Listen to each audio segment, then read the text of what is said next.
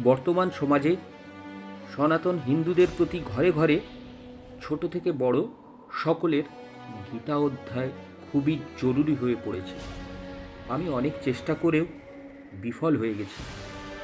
ভেবেছিলাম একটা স্থানে সমস্ত হিন্দু বাচ্চাদের নিয়ে গীতা পঠনের একটা ব্যবস্থা করতে, কিন্তু সেটা আমার একার পক্ষে সম্ভবপর হয়ে উঠল না।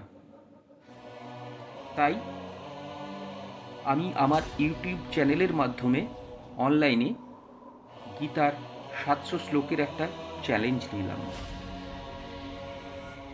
বর্তমান মানুষের গীতা পড়ার সময়টুকুও নেই। মানুষ খুবই ব্যস্ত হয়ে উঠেছে এবং মনুষ্য জীবনে তারা নানা অসুবিধের মধ্য দিয়ে জীবনযাপন করছে। গীতা শুনলে মন পবিত্র হয়ে উঠবে এবং মন শান্তিতে ভরে উঠবে। গীতার এই জ্ঞান শোনার জন্য আমার ইউটিউব চ্যানেল সাবস্ক্রাইব করে রাখুন এবং বেল আইকনটি প্রেস করে রাখুন। হরে কৃষ্ণ কৃষ্ণ কৃষ্ণ হরে হরে, হরে রাম রাম রাম হরে হরে।